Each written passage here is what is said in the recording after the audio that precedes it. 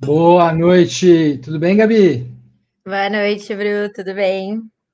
Tudo beleza. Pô, uma felicidade para a gente poder estar aqui junto hoje, estreando esse projeto nosso, Saúde Sem Filtro. Seria muito interessante a gente poder falar um pouquinho do porquê que a gente decidiu criar esse hot seat, esse momento de compartilhar conhecimento com os outros, Gabi. O que você acha? Olha, acho que faz. Primeiro que faz todo sentido com o nosso propósito, né? Da Equilibrium, que você vai contar um pouquinho mais, mas que é uma health tech. A Mova, que é a Mova RH e a Mova RH Business Law, as duas são uma consultoria de RH humanizado, e um dos pilares do RH humanizado é a parte de saúde mental, né? Então faz todo sentido com o nosso propósito, com a nossa bandeira, com o que acreditamos de entregar o máximo de experiência humanizada e com isso saudável em cada ponto de contato do talento com as empresas. E com isso a gente sabe que reverbera, né, essa parte de relação humanizada e saudável profissional, reverbera na saúde, né, como um todo de cada indivíduo. Perfeito, Gabi. E aí, cara, falando um pouco do Saúde Sem Filtro, é importante a gente deixar claro para os ouvintes agora que a gente resolveu criar um espaço seguro para a gente discutir sobre esse tema, né? Acho que é muito sensível e cada vez mais comum a gente ser tocado por esse tema, seja na nossa empresa, seja na nossa vida pessoal. O fato é, a saúde mental, ela está no nosso dia a dia, a gente não sabe mais, né, como a gente brincou na chamada, se a nossa vida está atrapalhando o nosso emprego, se o nosso emprego está atrapalhando a nossa vida, ou se os meus filhos estão atrapalhando nos dois.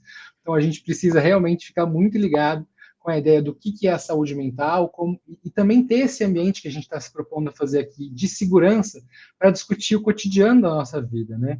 E aí, cara, queria poder usar um pouco desse momento também para apresentar tanto a Equilibrium quanto a Movo, né? A Equilibrium é uma empresa de conscientização do uso da tecnologia, como você mesmo disse, né? É entre uma EdTech e uma HealthTech, mas a gente chegou no mercado para entender que a tecnologia adentrou a nossa vida numa velocidade que a gente não foi capaz de assimilar e hoje, infelizmente, por números de pesquisas e estudos científicos, é possível comprovar que a gente está adoecendo por conta do mau uso de tecnologia. Então, a Equilibrium chegou para ajudar as pessoas a lidar melhor com a tecnologia, né, e ter um pouco mais de saúde mental e qualidade de vida. E se puder falar um pouquinho da Mova, seria incrível também. Perfeito, perfeito. A Mova, como eu falei, né, é uma consultoria de RH humanizado, ou seja, colocar candidato, funcionário no centro de todos os nossos serviços, né? Então, hoje a gente tem três serviços principais, que é o de recrutamento e seleção, o RH outsourcing e o diagnóstico, onde a gente vai ali sempre trabalhando a experiência do talento, trazendo dados e números, para que sempre seja de uma forma humanizada, que faça sentido para ele, sempre alinhando o que ele busca profissionalmente com o que aquela empresa tem a oferecer. E daí a gente tem dois braços. Um a Movo RH, que é para a empresa, e a Movo RH Business Law, que é pensando em consultorias de contabilidade e escritórios de advocacia. Né? Então, basicamente, um pouquinho isso. Da Move, como eu falei, né, saúde mental faz parte do RH humanizado, é um tema muito importante que a gente precisa discutir bastante. Né? As pessoas ainda têm bastante preconceito, ainda acham que é muito mimimi, e a ideia é justamente essa: a gente trazer educação para as pessoas, debater sobre o tema e, com isso, poder mudar, né, a realidade das empresas hoje. Porque a gente sabe que. Já está aproveitando, vou trazer um dado, tá, Bru? A gente sabe hoje que, segundo o dado da OMS, as empresas, devido ali à questão de burnout, depressão, chegam a perder 12 bilhões de dias de trabalho por ano. Imagina, 12 bilhões de dias de trabalho por ano. A gente sabe que não é mais o mimimi, não é lenda, né? É realmente uma realidade e precisamos conversar sobre essa realidade. Perfeito, Gabi. E agora acho que é importante também a gente dividir que, dado o nosso ambiente seguro, chamado Saúde Sem Filtro, hoje o nosso tema é carreira com saúde mental, e a gente tem duas participantes que eu vou deixar você apresentar aqui para a gente. Vou colocar elas aqui na tela para a gente. Olá, Lari. Olá, Carol. Mais uma vez, muito obrigada por participarem do nosso piloto, do nosso primeiro Hot Seat, da nossa abertura, nossa estreia. Eu acho que vale vocês se apresentarem um pouquinho, contarem de forma. Eu brinco, falo quem é a Carol, quem é a Lari, na fila do pão. Conta um pouquinho da trajetória profissional de vocês, com que vocês atuam hoje, para justamente a gente começar a conversar sobre esse tema. Quem começa? Posso começar? Pode ir, Carol, pode ir. Beth. Bom, eu sou a Carol Ibarra, eu sou advogada de formação, eu me formei em Direito há bastante tempo atrás, e eu comecei a minha carreira na área tributária, numa grande empresa de consultoria, e onde eu fiquei 12 anos. E aí, nessa empresa, eu fui crescendo, fui evoluindo na minha carreira, entrei como trainee e cheguei até gerente sênior. E aí chegou um ponto que o próximo passo seria ser sócia. E aquela questão, será que é isso que eu quero? Não sei se eu quero continuar nessa área, enfim. Mas eu acabei saindo, fiquei um tempo com os projetos solo, depois entrei como sócia no escritório de advocacia. Inicialmente também foi bem interessante, mas chegou uma hora também, tinha um desafio para aumentar o meu protagonismo, né, na sociedade, eu precisava também tomar umas medidas e não estava conseguindo. Aí eu falei, gente, está acontecendo alguma coisa, eu estou empacada, não consigo sair do lugar. Aí eu contratei uma coach de carreira e passei por um processo de autoconhecimento voltado, né, para a carreira. E aí eu vi que, na verdade, o que eu mais gostava de fazer era ajudar as pessoas. Então, nesse período que eu fiquei na consultoria, eu sempre tive vários coaches, as pessoas me procuravam para ser coach deles. Aí eu falei, poxa, então eu vou trabalhar exclusivamente com isso. Então, eu decidi fazer uma transição de carreira e hoje eu atuo como coach de carreira e fiz uma formação, através do coach de carreira, eu ajudo as pessoas a tomarem decisões de carreira, justamente como eu tomei. E aí, continuo nesse caminho? Continuo, mudo, faço um ajuste ou não? E também fiz uma formação em neurocoaching, que é o coaching com base em conceitos da neurociência, através do qual eu também ajudo essas pessoas a montarem um plano de carreira e atingirem seus objetivos. E sempre através do autoconhecimento, conhecendo um pouquinho mais sobre como funciona o cérebro para conseguir traçar um plano que seja factível de acordo com a realidade de cada um. E é isso. Pô, que legal, que legal. Já dá para trazer bastante spoilers, inclusive, né, da saúde mental, né? Porque a gente vai depois adentrar, mas você entender muito bem o que você busca, né? O que você quer profissionalmente, isso está muito relacionado a você ter uma saúde mental em dia, vamos dizer assim, né? Isso afeta bastante. Mas depois a gente entra. Lari, quer falar algo, Bruno? Sim. Já prevejo várias conexões muito boas com a neurociência aqui. Também. Vamos Lari, lá, se apresenta pra gente. Claro, com certeza. Meu nome é Larissa Souza. Eu fundei recentemente a Brain Labs, que é uma empresa de desenvolvimento e learning. Então, toda a minha carreira, eu estou sempre ligada ali com a área da educação. A educação é minha paixão, então estou sempre realmente conectada ali.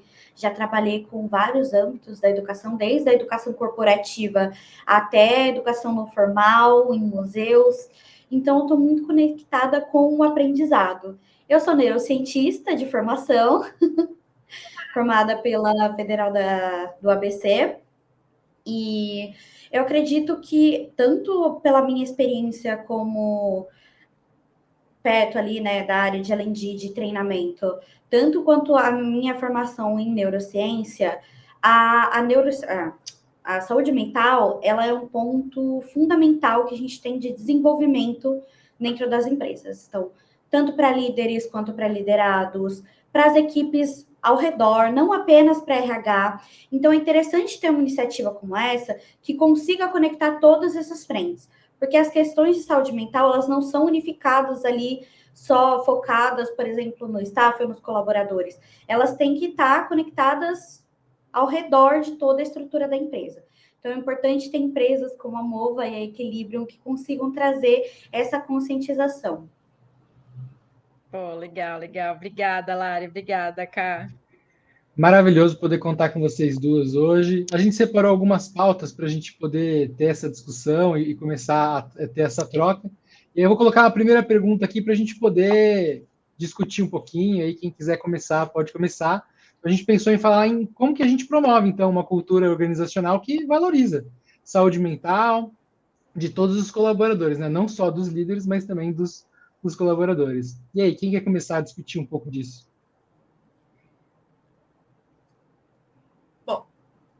Bom, posso começar, então. Tá. Assim como a Lari já falou, um ponto interessante, que quando a gente fala de saúde mental, a tendência é focar, pelo menos até um tempo atrás, era focar muito no indivíduo, né? meio que a saúde mental é responsabilidade de cada um. Realmente, o principal responsável somos nós, né, por cuidar de nossa saúde mental.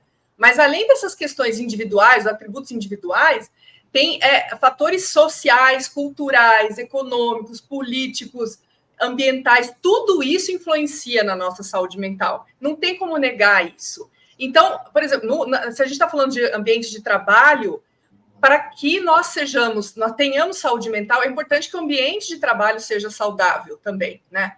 E o que é esse ambiente de trabalho saudável, né? Basicamente, é um ambiente, assim, acho que a principal questão é que ofereça a segurança psicológica, né? Que é um ambiente onde as pessoas possam ser elas mesmas, possam se expressar, possam emitir sua opinião sem medo de represálias, né? E acho que um ponto interessante é que o nosso cérebro ele está sempre... Bom, a Lari, que é neurocientista aqui, eu fiz um neurocoaching, mas eu tenho alguns conceitos aí, Lari, qualquer coisa você me corrige se eu estiver falando alguma coisa, né? Tiver algum complemento, eu estiver falando uma bobagem.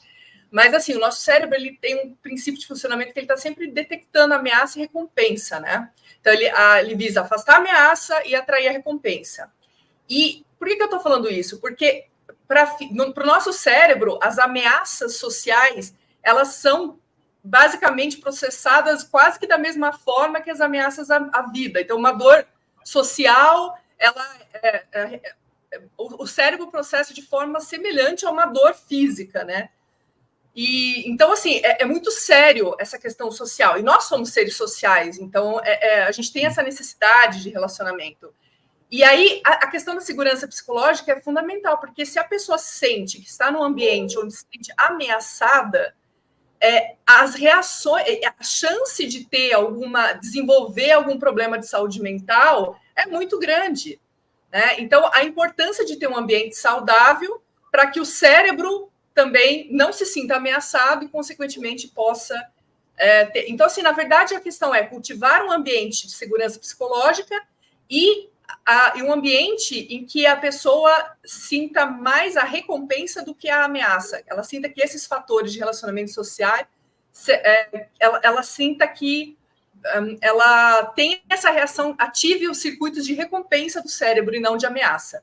Acho que esse é um ponto importante a ser considerado. Cara, pontos muito, muito interessantes que você colocou. Eu gostaria de usar algumas coisas que você falou, até para a gente dar continuidade nessa discussão. Você falou, né, de a gente ter essa segurança que vem através da organização, do social, do demográfico. Né? Eu até brinco e conectando com o que você falou da segurança digital, né? Mas será que realmente cada um sabe da sua saúde mental, uma vez que o nosso cérebro está recebendo tanto estímulo digital, seja de uma rede social, seja da quantidade de e-mail, seja da pressão de alguma mensagem que chegou fora de um horário convencional, a gente também está criando todo esse gatilho de recompensa e de ameaça sem perceber. Então, a brincadeira aqui é, será que as pessoas realmente conseguem entender o que elas precisam? Porque elas estão sendo incentivadas o tempo inteiro, né? Então, como que a gente promove dentro da organização gatilhos, políticas, treinamentos que possam auxiliar essas pessoas a identificar melhor os gatilhos que fazem elas terem um decréscimo na sua saúde mental. Eu acho que um ponto bem interessante que a Carol trouxe, que a gente pode discutir, é justamente esse estado de vigilância. Esse estado de vigilância, que é como a gente chama na neurociência, quando você está em constante ansiedade, seja social, seja por um ambiente hostil, a Carol está certíssima, isso adoece as pessoas. Então, você ter ali uma segurança social, você ter um ambiente que é confortável para você, que você consegue ficar mais tranquilo, isso é muito importante para você não adoecer as pessoas dentro do ambiente de trabalho. A gente está vendo agora uma movimentação de voltar do trabalho híbrido e home office para o trabalho remoto, para o trabalho presencial, justamente porque eu sinto que tem muitas lideranças que não estão preparadas para estabelecer essa conexão com as equipes sem esse gatilho, sem esse artifício de estar o tempo inteiro colocando a pessoa num estado de alerta, no estado de vigilância. A curto prazo, a pessoa está com uma adrenalina alta, ela pode funcionar muito bem, mas isso realmente vai deixando a pessoa com o psicológico cansado. Então, isso vai afastando a pessoa, reduzindo a produtividade. É muito difícil você manter esse estado de adrenalina por muito tempo, ele não é sustentável. O nosso cérebro evoluiu, na verdade, esse mecanismo, né? É um mecanismo que o nosso cérebro e de muitos outros animais desenvolveu para a gente identificar ameaças para a gente sobreviver a predadores. Hoje a gente não tem predadores. Então, como é que a gente faz para lidar com esses estímulos, né? Sim, sim. E acho que é legal, pegando o gancho, né, do que todos vocês falaram, e até esse questionamento do Bruno de, bom, mas até que ponto também as empresas, a gente se percebe, né, que devido à forma que hoje está a cultura das empresas e as ferramentas que existem, o quanto também a gente acaba caindo, né, nesse lugar que é muito fácil se perder a saúde mental e ter essa percepção, essa clareza, né? E eu acho que é legal, e daí a Carol falou também um pouco disso. Às vezes a gente também culpa muito as empresas, e eu acho que na verdade é um trabalho em conjunto, de uma autopercepção muito grande, de colocar um limite, de entender, cara, isso daqui não faz sentido, já deu meu horário, não vou responder a mensagem, porque eu falo, a gente não tem controle do outro, mas temos controle do que a gente vai fazer com o que o outro faz, né? Com o horário que o outro mandou o e-mail, a mensagem, o WhatsApp, o que for. Mas também acho que, claro, as empresas precisam criar, né, como vocês falaram, essa cultura e esses processos mesmo, essas políticas.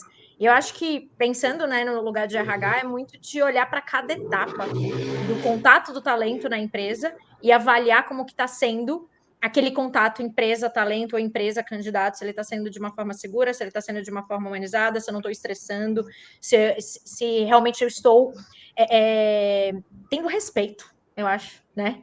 Com aquela outra pessoa do outro lado. Então, eu acho que também tem um pouco esse papel, né, do RH de fazer essa quase como uma auditoria, vamos dizer assim, né? Falando aí, olha para quem eu estou falando, pessoas que vieram de consultorias, mas quase como uma auditoria do RH nesses pontos, e ao mesmo tempo também preparar as pessoas físicas para se policiarem, se respeitarem, se observarem. Perfeito. Né? Já que a gente entrou nesse assunto, eu queria já propor, né, uma emenda para a nossa segunda pergunta, que é, cara, quais são as medidas, né, práticas que os líderes podem adotar para reduzir o estigma em torno da saúde mental no ambiente de trabalho, que é um pouco do que você já estava falando, Gabi. E aí, pegando um gancho que você falou, que eu acho que é muito importante a gente voltar, né?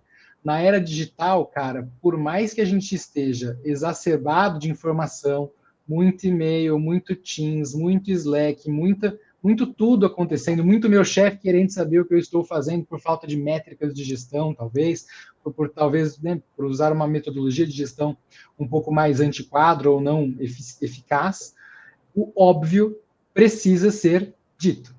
O óbvio precisa ser documentado, né? Então, brincando aqui com vocês, né, discutindo, talvez uma das práticas incríveis que possa ser implementada é a gente fazer políticas que transpareçam o que a gente realmente precisa das pessoas, né? Então, brincando aqui, poxa, meu chefe mandou uma mensagem depois das 10. O que está na política de tecnologia da companhia? Eu devo responder?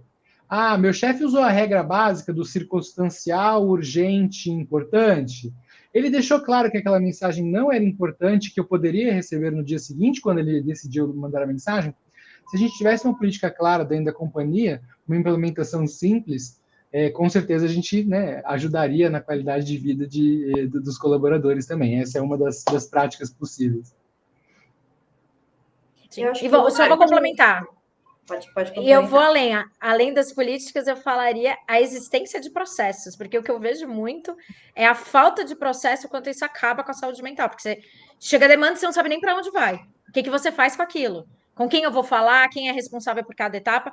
Então, ter a clareza do processo e, ao mesmo tempo, o processo ser ágil também é algo que ajuda muito, né, a questão de saúde mental dentro das empresas. Mas só não me aguentei aí, vou deixar para vocês.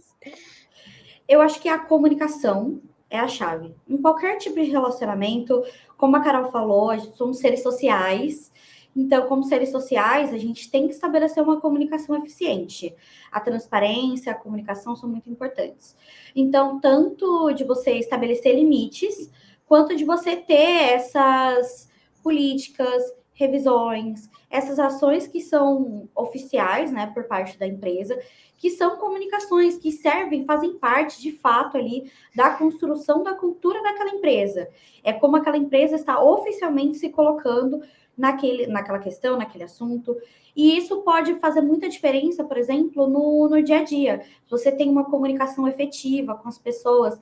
Às vezes, você tem uma comunicação efetiva, você não precisa mandar mensagem 8 horas da noite. Você pode mandar mensagem no dia seguinte, porque você sabe que a pessoa vai estar ali, ela vai fazer com você. Vocês estão ali alinhados dentro das expectativas. Então, eu acredito que a comunicação é uma prática extremamente importante para líderes dentro das equipes. Legal. Perfeito, concordo plenamente. Só que assim, acho que além da comunicação, o problema está mais, o buraco é mais embaixo às vezes, porque na verdade você tem que ter a comunicação, você tem que ter as políticas, você tem que ter os processos, mas antes de tudo tem que ter uma cultura, né, que realmente preze pela saúde mental. Então, sim, acho que a empresa tem que desenvolver essa cultura voltada para preservar a saúde mental dos funcionários, e isso se refletir nas políticas, nos processos e nas comunicações, né? Está bem claro. Mas, então, primeiro precisa ter essa consciência, né? E aí que acho que é a maior dificuldade, né? Você realmente... Porque até pouco tempo atrás, eu vim, por exemplo, de uma geração que não tinha muita preocupação, a cultura empresarial não tinha preocupação com saúde mental. Era na base né? Enfim, da pressão mesmo, né? E ainda bem que as coisas estão mudando, mas eu acho que ainda tem muito que evoluir e cabe, ao primeiro lugar, a liderança precisa ter essa consciência e ter essa postura, né, de incentivar a saúde mental. Só que, para isso, ela precisa primeiro, assim, acho que tudo parte do autoconhecimento, né? Não adianta nada se eu não me conheço, como que eu vou querer conhecer? Se eu não me conheço, não sei quais são os meus gatilhos, quais são os meus limites, como que eu vou querer conhecer a minha equipe, como que eu vou querer, né, ter esse conhecimento e saber para eles o que é uma cultura saudável, porque pode variar para cada um, né? Eu acho que essa reflexão, essa consciência é muito importante, né? E aí, medidas práticas, realmente, assim, eu acho que tem muitas coisas para serem feitas, pode ser feito um trabalho individual, trabalhos de mentoria, coaching, treinamentos, enfim, tem várias medidas que podem ser adotadas para cultivar realmente, né, para desenvolver essa cultura de preocupação e cuidado com a saúde mental. Acho que esse é o primeiro ponto. E aí, com base nisso, políticas, processos, comunicação e ferramentas de gestão de tempo, enfim, para colocar em prática essa cultura, né? Carol, maravilhoso, assim, o teu ponto. Eu acho que até o meu script da Gabi aqui estão muito, muito precisos, porque a gente deveria falar mais ou menos sobre isso, né? Como que a gente incentiva, então, essa abertura, seja, né, cultural, seja simplesmente de comunicação, que a gente já citou aqui, sobre essas questões de saúde mental dentro do trabalho? O que a gente pode implementar, né? O que as empresas deveriam fazer? Eu vou só trazendo um ponto, né? Eu acho que tem uma questão que é do líder também ter empatia e se colocar vulnerável e trazer isso, porque daí é uma forma de você legitimar esse momento, que, como você falou, né, cara, até pouco tempo atrás era bonito ser workaholic, né? Era visto como uma pessoa bem-sucedida profissionalmente. E isso está mudando. Então, o líder, uma forma dele legitimar e mostrar, né, que é algo real, que existe, é ele ser mais empático, é ele também ser vulnerável, que vai dentro do que você falou dos gatilhos. Eu acho que quando a gente entende o autoconhecimento, leva a gente saber quais são os nossos gatilhos, mas também faz com que a gente se torne vulneráveis e mais empático, né? Perfeito. E aí, complementando o ponto da Gabi, que eu acho super interessante ela ter tocado na palavra vulnerabilidade, mas, cara, ler aquele livro da Brené Brown, que é O Poder da Vulnerabilidade, me ajudou muito a ser um líder melhor. Porque eu comecei a entender que, cara, eu podia estar mal um dia, eu podia não performar um dia, eu podia simplesmente não querer fazer o job. um dia, porque eu tinha alguma outra coisa, eu estava preocupado, sei lá, com a minha cachorra que estava doente.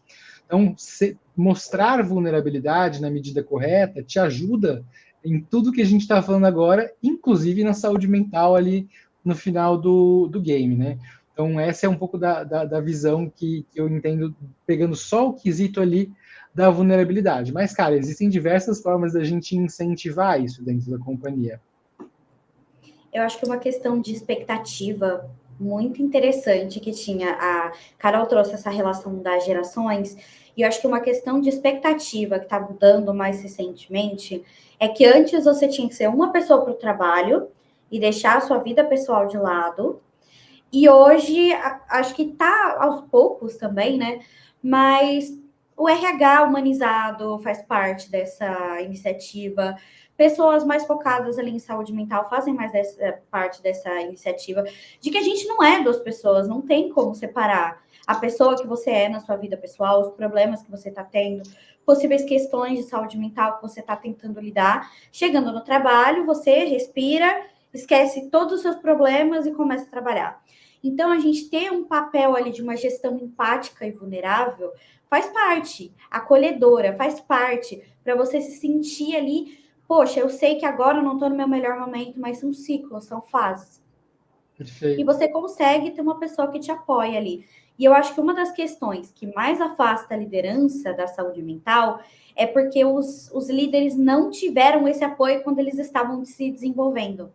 Então, eles não sabem como dar esse apoio. Cara, muito bem citado, assim, Larissa, concordo muito com o que você falou e me trouxe até um gatilho de fazer uma comparação entre vida profissional e pessoal, né? Acho que uma das doenças principais que eu falo hoje em dia para o meu público é a síndrome da comparação, né? Ninguém tem um Instagram que vai no Einstein de segunda a sexta, ou que tá mal, que vai ver o cachorro que, né, tá com problema. Gente, as pessoas não postam momentos ruins, assim como os líderes não transparecem momentos ruins. E esse argumento que você usou agora para mim é perfeito. Cara, você não tem uma vida boa ou uma vida ruim, ou a vida do trabalho, ou a vida pessoal. Você é um ser. E você tem altos e baixos, a vida não é uma reta, né, numa única direção. E o nosso trabalho é saber equilibrar isso e fazer com que quem está à nossa volta tenha saúde mental junto com a gente. Que juntos chegamos mais longe, né? Mas eu achei legal fazer essa comparação que, cara, lá no Instagram tá todo mundo postando coisa linda, né? Você acha que seus amigos estão sempre viajando melhor do que você, quando na verdade você não viu todas as vezes que eles foram no PS, né? Mesma coisa com aquele líder, né? Você acha que, cara, o líder que tá, né, aquele líder da companhia brilhante que está decolando, né, a sua chefe conseguiu uma promoção, ela só vive de momentos bons. Ela não chegou num diretor e tomou um não, ela não chegou numa reunião duríssima de RH que tinha que cortar alguma cabeça e ela teve que brigar. Cara, todo mundo tem dias bons e ruins, então eu achei essa comparação super bacana. E acho que às vezes até humanizar o líder. Exato. Muito humanizar o seu líder. Você se sente mais à vontade ali. E rapidinho, tem uma questão que eu acho que a Gabi vai saber responder muito bem, que chega muito para o RH quando o líder está lidando ali com alguém da equipe que está com algum problema de saúde mental. A pessoa comunica para ele, olha, estou tendo problemas de ansiedade, tenho crises de pânico, ou estou com crises de depressão. Aconteceu um assunto na minha vida pessoal que eu não consigo levantar da cama. O líder faz o quê? RH, você pode vir me ajudar? Porque ele não está preparado para lidar com isso. Quando ele não pensa no desligamento, né? Vamos ser sinceros. Quando ele já não vende, será que a gente não tem que desligar? Será que isso vai se tornar recorrente? E às vezes nem deu tempo para a pessoa, né? Porque é o que o Bruno falou. Gente, a vida é uma montanha russa, é altos e baixos. Não é porque você está agora no baixo que você vai ser para sempre no baixo. Então, os líderes também têm que ter esse time e essa paciência, né? Entender que às vezes é uma fase. E dar esse acolhimento, essa abertura e tudo mais. Né? Porque daí, às vezes, já se assusta, já pensa no desligamento e, poxa, a pior coisa que você está fazendo, inclusive para a questão de saúde mental da pessoa, é desligá-la. Né? E até falando, não só disso, mas na questão da liderança, né, desse preparo, muitas vezes, e daí acho que vou puxar aqui um assunto polêmico e não sei o que a Carol vai pensar. O que a gente mais vê, inclusive na área jurídica, é esse tema de saúde mental muito muito ruim, né? As pessoas muito adoecidas e o não conversar e às vezes o líder não falar, né? Existe esse tabu, esse medo de falar que você já teve depressão, que você está passando Sim. por uma situação de burnout, né? De ansiedade. A gente sabe que, meu Deus, se a gente pegar dados é praticamente, né, eu lembro que tinha um dado que era ou você, era quase 90%, uma coisa assim, que ou você já teve ou um dia você vai ter depressão. E burnout e ansiedade está indo pelo mesmo caminho, né? Então, se as pessoas não conversam, e às vezes o líder fala, poxa, já tive momentos que eu cheguei próximo, já tive momentos que eu cheguei nesse lugar, que eu tive um burnout, que eu tive uma questão de ansiedade. E às vezes a ansiedade é pontual, não significa que você tem um quadro, né, ansioso extremamente sério. Às vezes é uma questão pontual, é um momento, né, é uma situação pontual da ansiedade. E contar, eu já passei por isso, né? A empatia vem disso também. E eu vejo que as pessoas têm medo de contar, né? Seja porque tem medo de ser desligado, ou de que, como se aquilo significa que não é um bom Uma profissional. fraqueza. É uma fraqueza, né? E daí só vai piorando. Eu ia falar, quando você falou da vulnerabilidade, eu falei, nossa, eu ia falar isso também. Que, na verdade, sempre teve um tabu de que a vulnerabilidade é um sinal de fraqueza. Então, um líder não pode ser vulnerável, porque o líder tem que ser forte sempre. Mas, na verdade, os últimos estudos têm demonstrado que não. Na verdade, a vulnerabilidade gera conexão, ajuda a gerar conexão com o time. Além disso, tem uma questão também. Lembra que eu falei aquela questão da ameaça e recompensa, né? Na minha formação de neurocoaching, David Rock, que é o neurocientista que criou esse processo, ele fala assim, que quando a gente fala de ameaças sociais, tem 5 domínios da experiência social que tem, geralmente, esse impacto para o nosso cérebro, que quando são ameaçados, a gente reage como se fosse uma ameaça à própria vida, que são status, autonomia, certeza, relacionamento e justiça. Então, por exemplo, pisou no meu calo da justiça, eu senti que eu estou sendo injustiçado, o cérebro reage de uma forma intensa, como se fosse uma ameaça à própria vida. E um dos pontos aí que eu comentei, que é o status, o nosso cérebro está sempre monitorando o status nosso em relação às outras pessoas. Uma pessoa que está na posição de liderança, automaticamente ela tem um status, né? A gente interpreta como aquela pessoa tem um status, ela é superior a mim. Isso, por si só, essa relação hierárquica já gera uma reação de ameaça. Então, a pessoa que é meu líder, meu chefe, ele está numa posição hierarquicamente superior, eu já me sinto ameaçado pela simples presença daquela pessoa. É assim, geralmente é assim, claro, né? A gente tem que trabalhar para quebrar isso, mas é a primeira reação instintiva. E quando esse líder se coloca numa situação de vulnerabilidade, isso ajuda a quebrar um pouco essa ameaça ao status. É como se assim, nossa, eu não preciso me sentir ameaçado.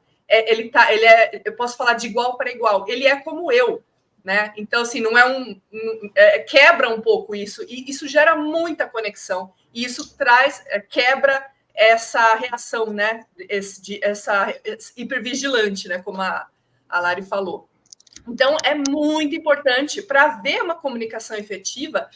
A liderança tem que estar disposta a se colocar num papel de vulnerabilidade, mas para isso ela precisa buscar o quê? O autoconhecimento, ela precisa entender, né, o que causa essa vulnerabilidade, por que está causando, e ter segurança para falar sobre isso, porque na verdade uma pessoa que se mostra vulnerável não é fraca, pelo contrário, é uma pessoa muito segura e muito confiante. Ela consegue falar das fraquezas dela sem medo de represália, sem medo do que pode acontecer. Então, é um sinal de força e não de fraqueza. Perfeito. E até pensando... Antes da gente ir para a próxima, tudo bem? Acho que dá pano para manga. Eu acho que também um outro ponto legal de essa parte, né, de como o líder equilibrar a saúde mental e saúde do trabalho e, ao mesmo tempo, né, a questão da saúde pessoal, a carreira da pessoa, eu acho que é também entender o que está acontecendo naquele momento, pessoalmente, né, na vida pessoalmente. Porque, se eu tenho uma pessoa que acabou de ser mãe, que acabou de ser pai, será que eu vou colocar um monte de demanda para ela? Entender qual é o momento pessoal dela ajuda nesse equilíbrio, né? Porque a gente está falando muito de entender a questão se ela está passando por algo de saúde, mas entender o que está acontecendo na vida. Se o pai está doente, se o cachorro, né, como o Bruno falou, se o cachorro não está legal, a gente entender isso como nosso liderado está de forma completa, ajuda a gente a ajudá-lo a ter um equilíbrio maior. Porque com isso você consegue controlar a quantidade de demanda. E daí, com isso, você também consegue personalizar. A Carol aguenta um pouquinho mais. A Lari talvez não consiga dar tudo isso. Porque a Carol é melhor? Não, porque é o perfil da Carol. A Carol tem um perfil dela, é uma pessoa diferente da Larissa. Ela tem um perfil que eu consigo dar um pouco mais dessas demandas. Para a Lari, não, eu preciso dar outras demandas que para ela não consegue de uma forma que mentalmente, né, vamos dizer assim, dá um bug. Ela está entusiasmada, ela está empolgada. Então eu falo que é entender também muito bem qual o perfil do seu liderado. E daí, com isso, você ajuda ele a ter esse equilíbrio de vida pessoal e profissional. O perfil dele, o que está acontecendo na vida pessoal dele. E daí eu vou vender aqui meu peixe, gente. É o one-on-one. Eu sou defensora do one-on-one. É fazer o one-on-one. Tá? E já que você falou trabalhar a carreira. Já que você seguiu nessa linha, Gabi, a ideia é a gente discutir um pouco de como que a gente aborda, né? Como é que a liderança aborda isso, né? O one-on-one é uma das coisas que eu mais gosto de fazer. Nada melhor do que você conhecer a pessoa com quem você trabalha, né?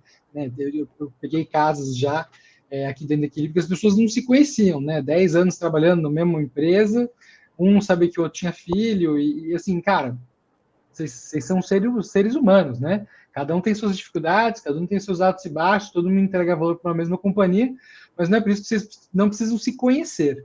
Então, quais são as ferramentas que a gente pode usar? Quando que a liderança aborda estresse? Como aborda estresse? Como aborda pressão?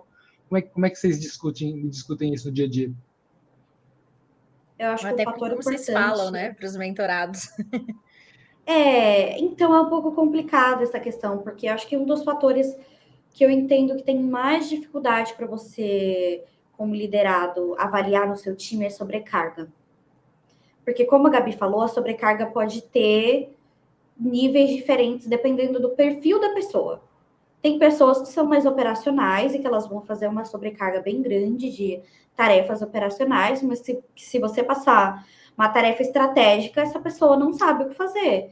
Então, você ter essa análise de gestão de pessoas, agora, gestão e desenvolvimento de pessoas, não é gestão de atividades e tarefas, de ter o one-on-one, de entender os perfis, de analisar ali, putz, essa pessoa, talvez ela precise se desenvolver justamente nesse ponto de tarefas mais estratégicas.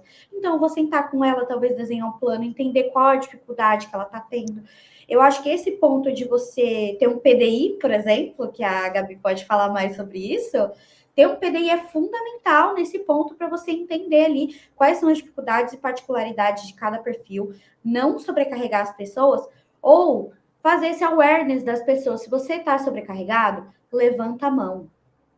Porque às vezes você está lidando com um time grande, ou você está acostumado ali com o ritmo de trabalho, e você não identifica que as pessoas do seu time estão tendo uma questão de sobrecarga. Como é que você vai fazer isso? Você vai criar essa cultura da pessoa que está ali, oi, eu posso falar não, posso falar, e não é não de ser mal educada, falar não de, putz, vou ter que priorizar, talvez eu entregue esse, não entregue esse, qual que é mais importante? Então, acho que esse ponto, de novo, vou falar da comunicação, gente, mas é verdade. A comunicação é fundamental, tanto de baixo para cima quanto de cima para baixo. Perfeito, Lari. E, na verdade, acho que uma questão também é que o que acontece? Quando a pessoa, assim, na maior parte dos casos, a pessoa chega à posição de líder, até então ela estava só focada nos aspectos técnicos do resultado do trabalho dela. Quando ela passa a ser gestora, de repente ela tem que, quando ela passa a ser líder, ela tem que fazer gestão de pessoas. Primeiro, que muitas vezes não foi treinado para isso. E segundo, continua com aquele foco nos resultados.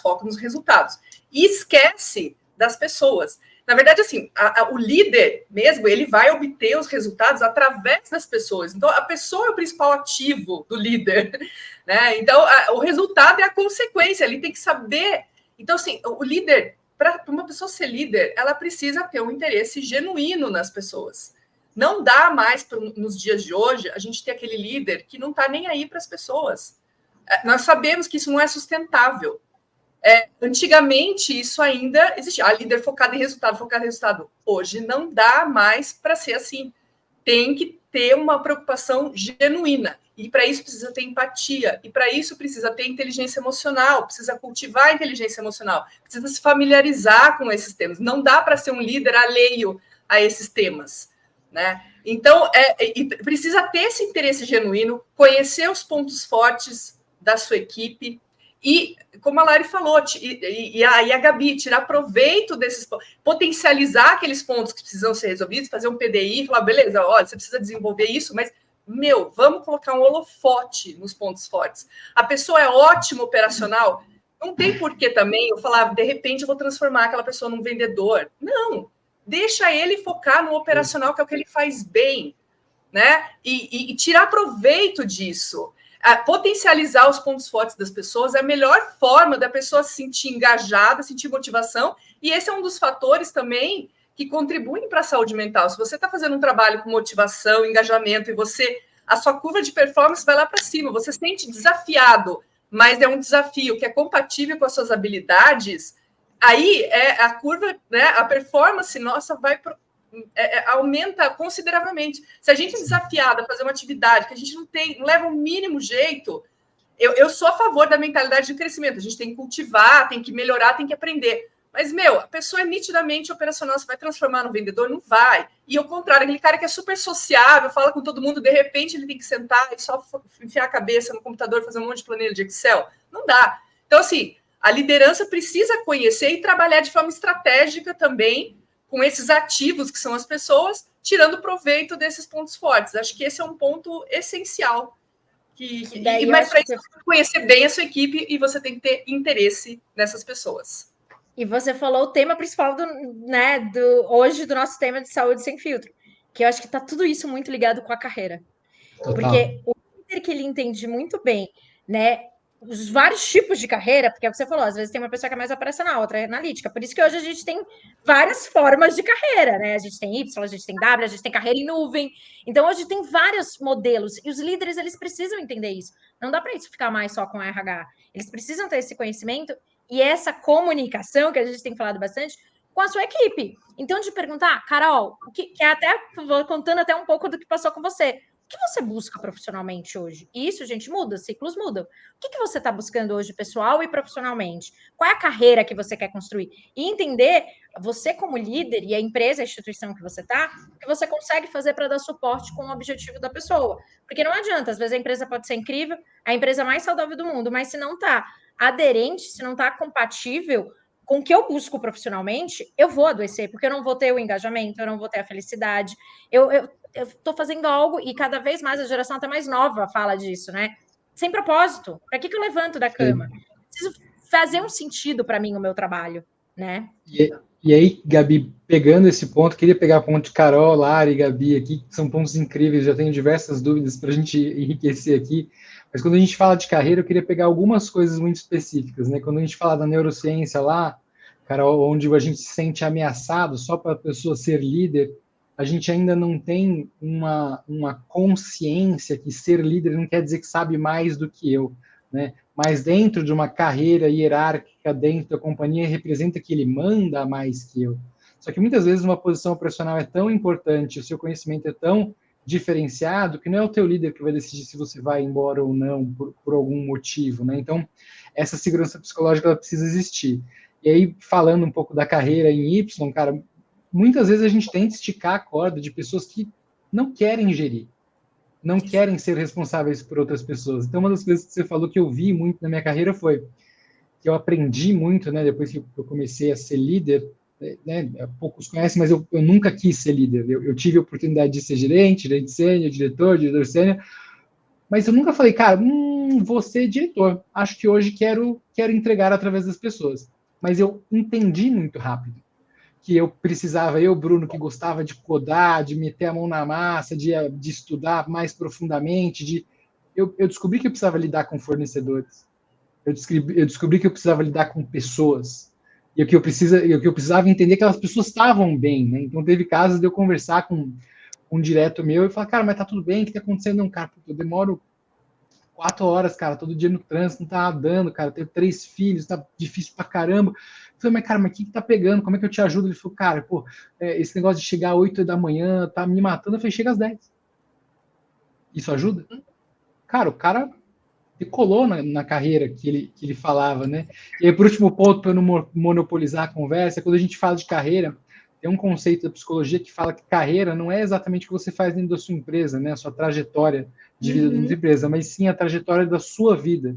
Então, o que você fez da sua carreira de vida? E muitas vezes a gente simplesmente quer mudar de carreira dentro da nossa vida, né? Eu decidi ser engenheiro, né, há muitos anos atrás, e hoje, cara, eu sou formado em psicologia, fazendo neurociência, buscando bem-estar e ajudar o bem-estar das pessoas, não mais a engenharia da computação que eu tinha escolhido, mas as pessoas e os nossos colaboradores, os nossos líderes, né, as empresas precisam mostrar que a carreira das pessoas ela vai além da empresa, né, a carreira é para a vida.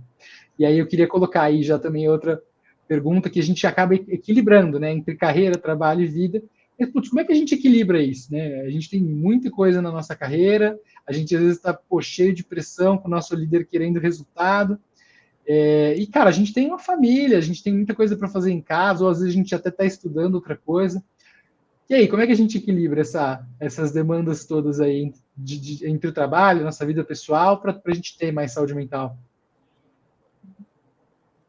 Olha, gente, uma das coisas que mudaram a minha vida enquanto gestora, né, na época que eu ainda era gestora, e agora eu aplico também para os meus clientes, eu li um livro, o Essencialismo, foi o que abriu os meus olhos e mudou a minha vida, literalmente. Porque o conceito é muito simples, fazer o que é essencial, fazer menos, mas fazer melhor. Ok, mas na prática a gente sabe que é uma mudança de paradigma, porque a gente quer abraçar o mundo, as pessoas querem que a gente abrace o mundo, e no trabalho, então, isso está cada vez mais presente. Mas essa filosofia do essencialismo basicamente consiste em você, tá bom, o que realmente é essencial na minha vida, e o resto eu vou eliminar. Sim, né? Aí tudo bem, dependendo da sua posição na empresa, você consegue eliminar, dependendo não, tem uma certa... Mas assim, o líder que segue essa filosofia do essencialismo, ele tem muito mais clareza de propósito dele e consegue também estabelecer um ambiente em que as pessoas conseguem ter essa clareza de propósito. Então, na verdade, qual que é o nosso principal objetivo aqui? É esse. Essa tarefa aqui é realmente necessária?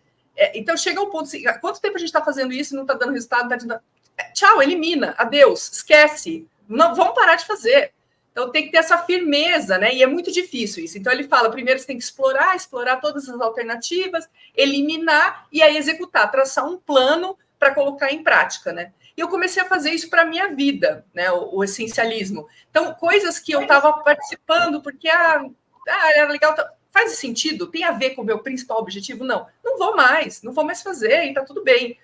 E no trabalho também, aí você começa a se posicionar um pouco mais e você ganha o respeito. Claro que a liderança tem que dar abertura também para a pessoa fazer isso. Mas essa é a melhor coisa. Quais são as prioridades na minha vida? Família, o trabalho também, tal, beleza. Mas assim, cara, vai ter happy hour, não sei o que, diz que ela... Dependendo do meu objetivo naquele momento, faz todo sentido no happy hour. Eu vou. Se não faz sentido, eu não vou. Né? E esse é o problema. Muitas empresas acabam falando de equilíbrio, né? Colocando atividades extras para as pessoas participarem. Como se fosse... Mas tem gente que fala assim, cara, eu tenho que ir para casa, eu tenho 3 filhos, eu não quero participar de mais nenhuma atividade, eu quero fazer meu trabalho e ir embora. Se possível, se eu puder fazer em casa, melhor ainda, porque aí eu vou lá otimizar um monte de coisa, sabe?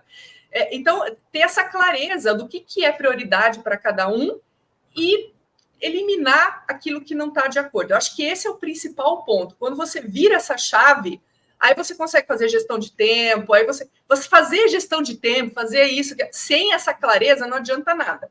Porque em um certo momento você acaba se envolvendo em um monte de atividade novo e você não consegue, você está no mesmo imbróglio, né? Então, acho que o principal é virar essa chave, focar somente naquilo que é importante para você e, no caso, para a sua equipe.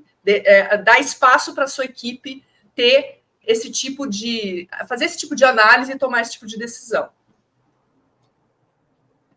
na área Eu de acho que um seguir. ponto bem legal que a Carol trouxe relacionado a essa questão de autoconhecimento e definição ali do que é importante para você.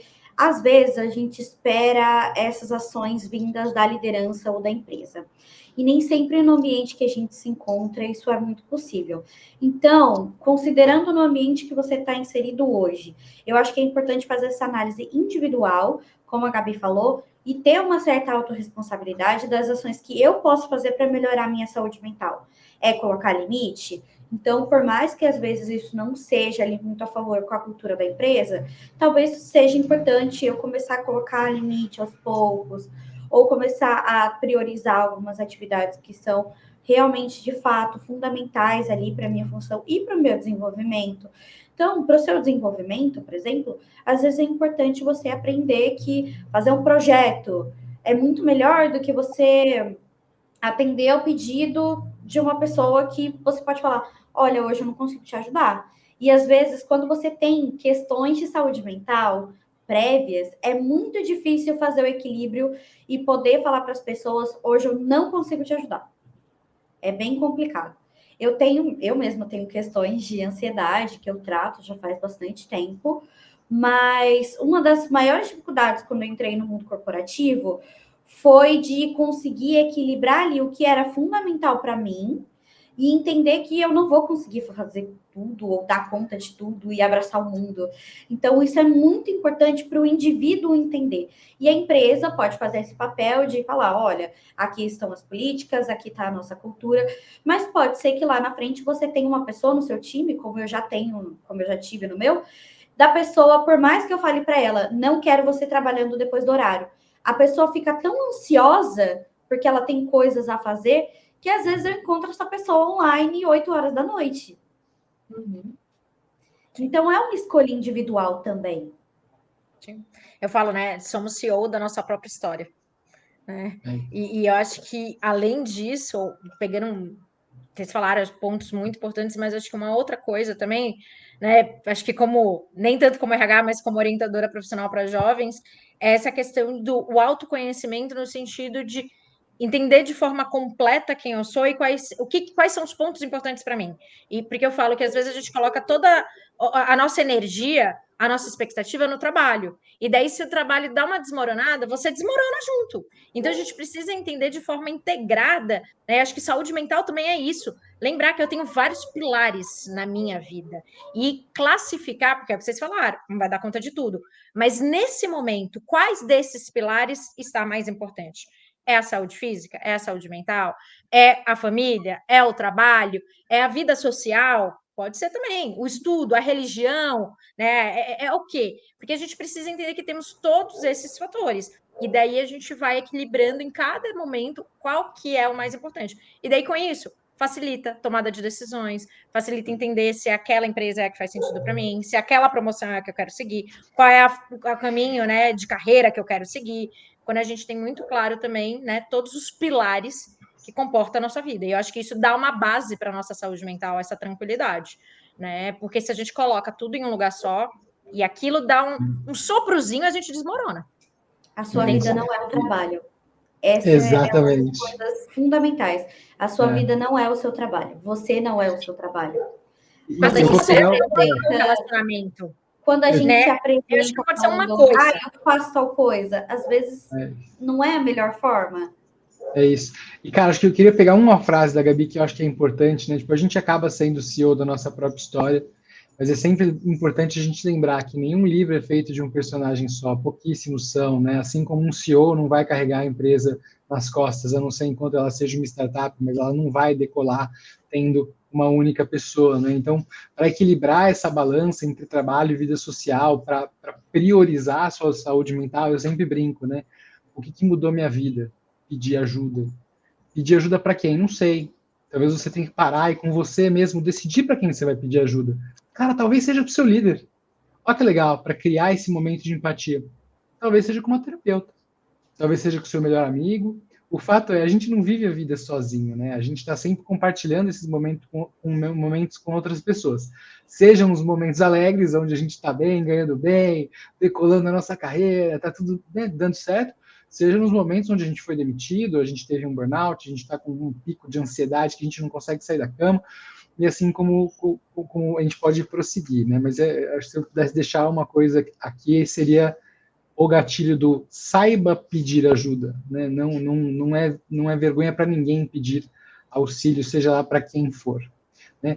E aí, cara, encaminhando aqui para o nosso final, a gente tem mais uma última pergunta, que é, cara, quando a gente olha para quem a gente conhece, né, as lideranças que estão mais próximas para a gente, como é que eles têm se preparado? Como é que vocês veem as pessoas conversando mais com isso, dado que a gente tem ouvido cada vez mais saúde mental para cá, saúde mental para lá, iniciativa aqui e ali. Mas como é que a liderança está se preparando? O que vocês têm visto por aí, meninas? Pode falar, Laura. Uma coisa que eu notei, na minha empresa, na empresa que eu trabalho atualmente, tem uma questão de diferença geracional muito grande das pessoas que são colaboradores para os líderes. Então, uma questão que eu vejo os líderes se desenvolvendo cada vez mais é em como lidar com pessoas da geração Z, por exemplo. E isso faz muita diferença em como você vai trabalhar com a saúde mental, tanto ali do seu líder, quanto do colaborador da equipe que está trabalhando com ele. É você entender as questões de expectativa, você entender contexto social, você entender ali quais são as ansiedades sociais dessa geração que você está lidando. Então, às vezes, uma coisa, por exemplo, a geração Z não colocar o trabalho no centro da vida, para uma geração X ou para o pessoal que é boomer, por exemplo, pode ser visto como uma questão muito complicada. Como assim o trabalho não é o centro da sua vida?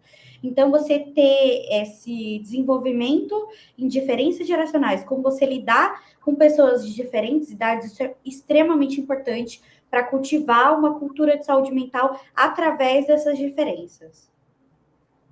Maravilhoso. Perfeito. Para isso também, eu acho que um dos fatores importantes que tem sido considerados por algumas empresas e tem que ser cada vez mais é a questão de diversidade e inclusão. Porque o que acontece? Nós temos vários vieses e nós tendemos a preferir trabalhar com pessoas que são parecidas conosco. São vieses inconscientes, né? E quando a gente tem um ambiente diverso e realmente inclusivo, isso ajuda a quebrar esses vieses. E aí, isso e por si só aumenta essa percepção do outro, aumenta a empatia, né? A partir do momento que a gente... Então, assim, eu acho que a questão da diversidade não é só questão de política social, não, é uma questão que interfere na saúde mental, tanto dessas pessoas diversas, porque tem muitas questões de saúde mental que decorrem dessas pessoas que são minorias, não se sentem representadas, não se sentem acolhidas, né? E isso gera vários problemas de saúde mental.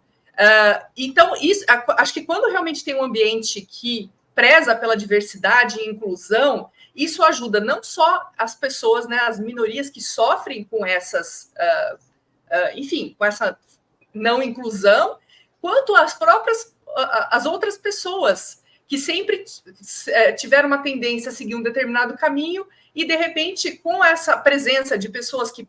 E aí eu falo de diversidade de N formas, tá? Não só questão de etnia, sexo, opção sexual, mas também até diversidade cognitiva, diversidade de pensamento, pessoas com background diferente.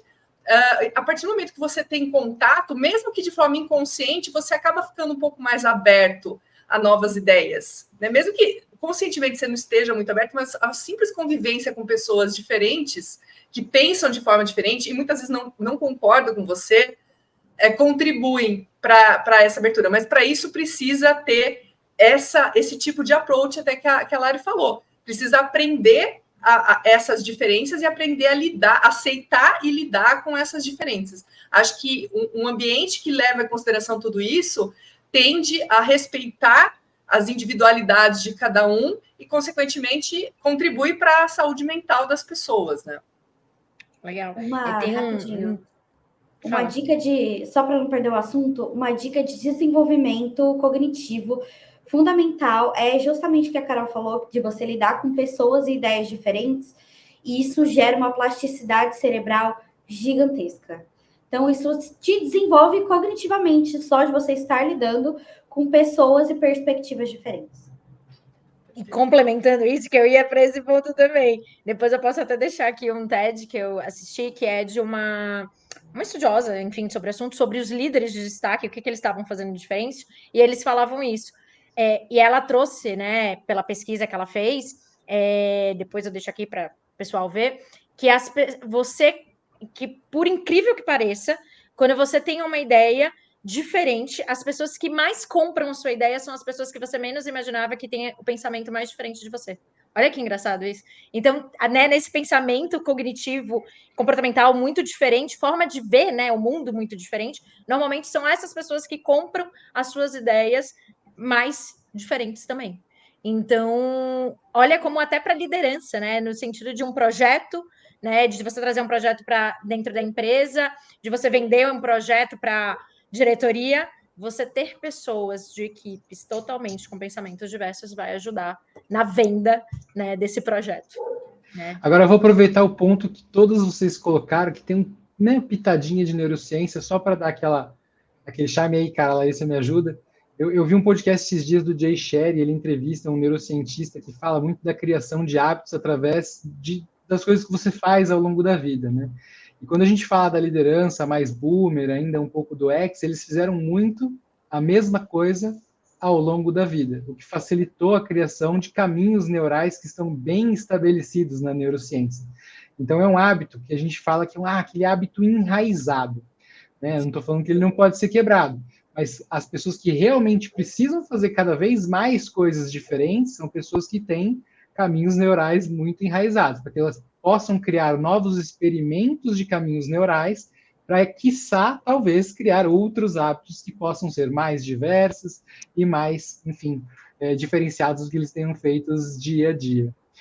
E aí, Gabi, não sei se tem algum último comentário, a gente está acabando por aqui, nosso primeiro experimento, que acho que foi um grande sucesso, adorei poder estar aqui nesse fórum com vocês, mas a gente tem uma última pergunta que eu vou deixar para a Gabi fazer, que é como se fosse o nosso bordão, o nosso fechamento com chave de ouro aqui.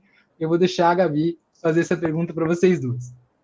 Então, a gente quer saber, né, de forma individual, para vocês, o que daqui 5 anos, qual é a contribuição de vocês para a saúde mental, pensando em todos à sua volta? O que vocês querem deixar, né, de legado até daqui 5 anos para contribuir com a saúde mental da sua rede próxima? Bom, posso falar. Como eu disse, ultimamente eu tenho me envolvido cada vez mais com essas questões, né, de conhecer o cérebro, e eu acho que realmente quando a gente conhece o nosso cérebro, a gente consegue entender as razões por trás de várias questões, estresse, ansiedade, enfim, e a gente consegue gerir isso de uma forma melhor. E uma coisa que a gente sempre faz é querer ultrapassar os limites do nosso próprio cérebro, né? Então a gente precisa conhecer, entender, cara, tem um certo limite. O processamento de informações complexas tem um certo limite, não dá para passar desse limite.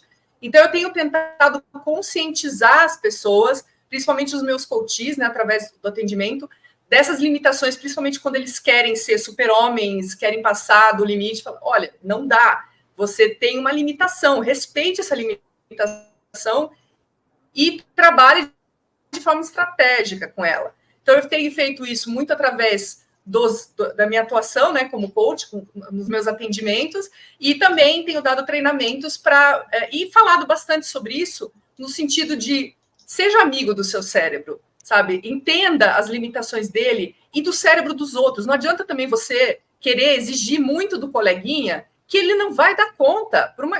É impossível, não tem capacidade para isso. A gente tem um limite, a gente precisa dormir, a gente precisa comer, a gente, né, tem uma certa tempo de foco que a gente consegue ter, não dá para ultrapassar aquilo. Se você interromper, depois para voltar a ter o foco, você leva muito mais tempo. Então, conseguir entender essas limitações, eu acho que isso é muito importante. Então, eu tenho tentado conscientizar cada vez mais as pessoas ao meu redor dessas limitações para que elas sejam mais gentis com o seu próprio cérebro e com o cérebro alheio, e dessa forma contribuir para a saúde mental geral. Eu espero que essa seja a minha contribuição daqui a alguns anos. Maravilhoso. E você, Lari? Eu acho que, dado o tema que eu mais me aprofundo e o que eu mais me interesso, eu acho que é a transmissão da aprendizagem para ter uma empatia melhor, para conseguir ter um self-awareness melhor, para você conseguir se comunicar melhor com as pessoas.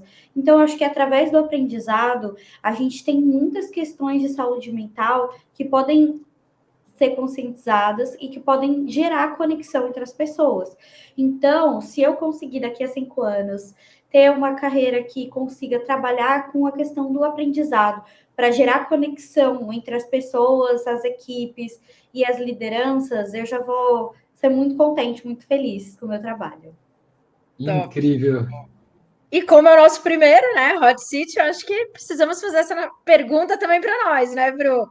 Então, faço para você. Como que você imagina para daqui a 5 anos, né, contribuindo? Quando eu resolvi mudar minha vida, pedindo ajuda, né, eu já tive mais de 180 quilos nessa vida, resolvi mudar tudo, eu me conectei muito com um propósito, né, que era ajudar as pessoas de algum jeito muito específico. Como tecnologia foi o meu core desde então, eu entendi aí, através de estudando um pouco de psicologia, que eu gostaria de ajudar mais as pessoas a usar a tecnologia de um jeito que eu ajudar um pouco diferente, né? Eu sempre falei, né? Eu amo tecnologia. Aí eu passei a falar depois da administração que eu amava ajudar as pessoas através da tecnologia a fazerem coisas incríveis. E aí eu fiz psicologia, eu só gosto de ajudar as pessoas, né? E como? Cara, hoje eu gostaria que os impactos gerados pela tecnologia fossem atenuados e minimizados com todas as consequências e intercorrências geradas ao bem-estar físico e mental. Então, de uma maneira curta, eu gostaria de impactar na vida das pessoas, otimizando ou melhorando a forma que elas usam tecnologia. É assim que eu imagino impactar aí a saúde mental nos próximos 5 anos. Top. Legal. Bom, vou fazer para mim também, né? Essa pergunta. Super justo. Eu também responder. Eu acho que, para mim, né? Eu tenho certeza que eu busco para daqui 5 anos conseguir ajudar o máximo possível de empresas a deixarem, né, mais humanizadas essas empresas com isso, uma relação mais saudável entre a empresa e seus talentos, e ao mesmo tempo, né, não só empresas, mas pessoas, né, ajudar o máximo também de pessoas a estarem cientes e alinhadas ao seu propósito profissional. Porque, como eu falei, né, a gente falou nessa 1 hora, eu acho que quando a gente está muito alinhado com o nosso propósito profissional e pessoal, isso ajuda muito na questão de saúde mental. Então, conseguir ajudar o máximo de pessoas a terem essa consciência de forma pessoal e as empresas com seus talentos. Cara, maravilhoso. Estou super satisfeito aí com o nosso primeiro piloto, que agora vai ser perene, sem sombra de dúvidas. Esse foi o primeiro Saúde Sem Filtro. A gente falou um pouco aqui de como é possível ter uma carreira ainda assim focando no bem-estar. E eu queria agradecer todos os participantes que hoje ajudaram a gente nessa discussão aí super importante. Muito obrigado, meninas, por esse fórum tão incrível. Vocês querem falar uma última coisa? Muito obrigada pelo convite, agradeço a participação, foi excelente o bate-papo, vários insights, eu acho que foi muito produtivo e super apoiado que vocês continuem nesse projeto e permaneça aí por muito tempo, é muito interessante. Que legal. Lari, quer fazer um fechamento? Quero agradecer também pela oportunidade de estar aqui com vocês, de ter essa troca legal com pessoas tão experientes e tão maravilhosas. Eu acho que vocês têm muito conhecimento para trocar, então foi um prazer estar aqui com vocês hoje. E é isso, muito obrigada pela oportunidade. Eu espero estar conectada com vocês numa próxima oportunidade, porque a gente tem tanta coisa para conversar sobre saúde mental e desenvolvimento e aprendizado. Então, estou sempre à disposição. Muito obrigada. Perfeito, gente. Novamente, a gente agradece bastante. E falamos aí, né, para quem está nos assistindo, para dar uma olhada no nosso próximo, sempre a ideia é todo mês, ou quiçá, né, com o tempo até diminuir esse tempo desses encontros, né, de saúde mental, mas então curta, compartilha, assina, né, o sininho aqui do YouTube, vai olhar as nossas redes sociais, a gente vai deixar aqui também o LinkedIn e o Instagram da Lari e da Carol, porque o importante é isso, as pessoas se conectarem, né, seja os talentos, os liderados, né, com líderes, como líderes com líderes, né? O propósito também do Hot Seat é esse, essa troca que a Lari falou. Então, vou deixar aqui embaixo todo o conteúdo para as pessoas nos procurarem. Obrigada, gente. Maravilhoso, gente. E aí, um último recado. Lembra que esse é um ambiente seguro. A gente começou a criar isso agora. Então, tanto no on quanto no off, se vocês quiserem procurar a gente com ideias de tema, com questões que vocês têm vivido, mas gostariam de externalizar e que a gente pudesse discutir com ou sem você, poxa, entre em contato. Acho que é muito importante a gente criar esse ambiente seguro, porque cada vez mais a gente possa discutir assuntos que impactem realmente no bem-estar e na saúde mental das pessoas. Obrigado. Boa noite, gente. Obrigada, boa tchau. noite. Tchau, tchau.